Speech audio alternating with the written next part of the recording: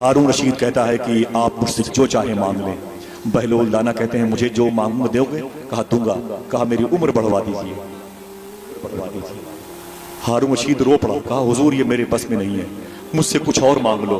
तो बहलोल दाना कहते तुम्हारे पास ताकत है? कहा बहुत है। कहा फौज है? कहा बहुत ज्यादा है। तो कहा ऐसा करना जब मौत का फरिश्ता मेरे घर आए तो फौज भेज के रुकवा देना।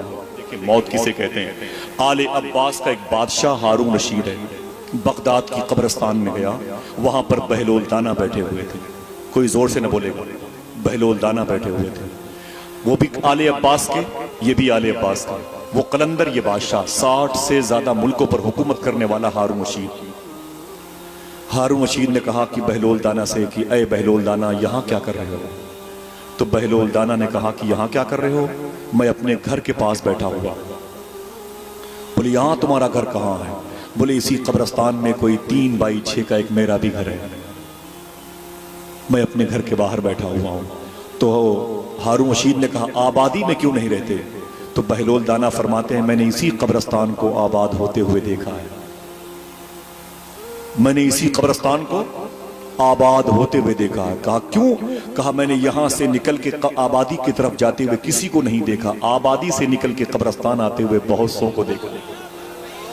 बोले ना सुन ले मेरी बात को, सुन ले, मैं दिल तक एक बात पहुंचाना चाहता हूं। आप खुदा की कसम लेके जाएं, एक बड़ी अजीम शख्सियत का उर्स है, बड़ी अजीम जात का उर्स है।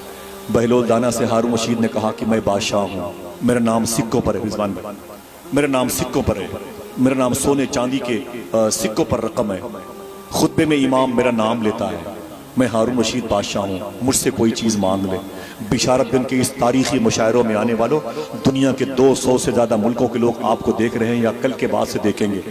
सुने, हारून रशीद कहता है कि आप मुझसे जो चाहे मांग लें। बहलोल दाना कहते हैं मुझे जो मांगूंगा दोगे? कहा दूंगा। कहा मेरी उम्र बढ़वा दीजिए। बहलोल दाना ने कहा मेरी उम्र बढ़वा दीजिए। हारून रशीद रो पड़ा, कहा हुजूर ये मेरे बस में नहीं है, मुझसे कुछ और मांग लो।